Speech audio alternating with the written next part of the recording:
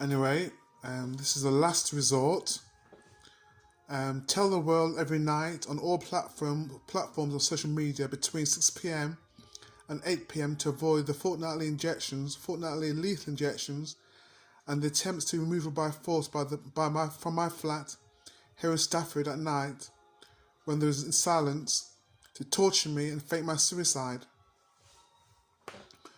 My name is Stephen Nathaniel Edwards. I've written to the Prime Minister's office 33 times since 1995, 14 times directly to Prime Minister Boris Johnson. His office has never acknowledged any of my letters. I have a legal claim against the UK Security Services and the police for harassment, intimidation, restraint of trade, interception of communications, bugging the premises, food poisonings. When I exceeded the expectations and found 2 bugs, one in my home in Birmingham and one in my late father's home in Derby, the Derby police twice positively identified these objects as bugs, but said we the police can't afford to do this. It's higher up, it's the MI5. I received 5 death threats from MI5 agents and the Derby police, with a witness statement to the first threat received verbally, which were never investigated. PC Burns 1907 and PC Clay 1016 came to my bedsit. When they were leaving, they said, "Bring your bugs and your papers to the station in the morning, and we'll take it from there." They then went downstairs to my landlady and said, "We'll start the ball rolling, we'll call the social services." There was suppressing evidence conspiring to deprive me of my liberty in a psychiatric hospital, which is a controlled environment where they intend for my life to be violated by inexpedient means. I've been deprived of my liberty a total of 8 times in 26 years. On the 9th of October 2020 at 3 p.m, I called the United Nations Human Rights Department in Geneva, Switzerland. I said, "This is not a reprimand, but why have you not replied to my letters and documents?"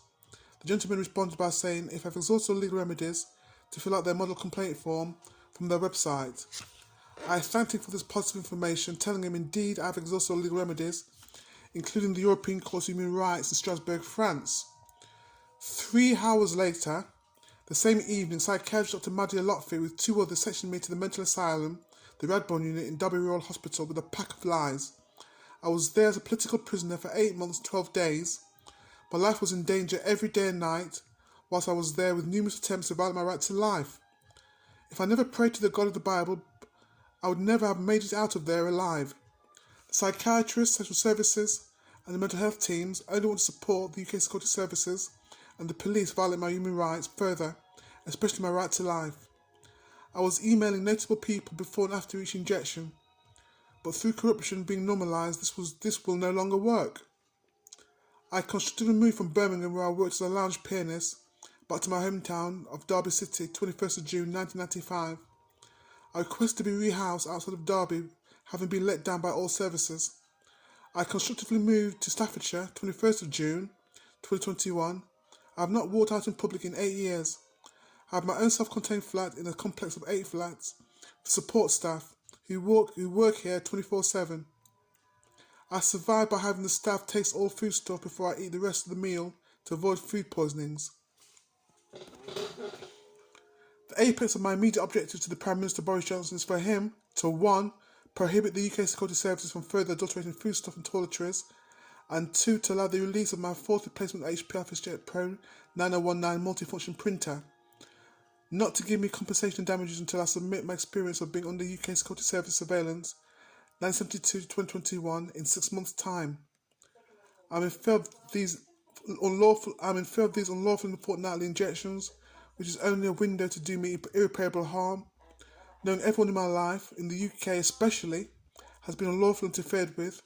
All my family friends, with the exception of my late father Nathaniel, they've all accepted bribes of a 6-figure sum. My community psychiatric nurse, Miss Jade Potter, doesn't care about me and is happy for me to be recalled back to hospital. I have no human rights whatsoever. I fear these fortnightly injections and removal by force at night. As I'm here all alone, the support staff would only lie on me as have all others. The UK Security Services, the police and the SAS would fake my suicide. I will be as of Sunday 8th of August 2021.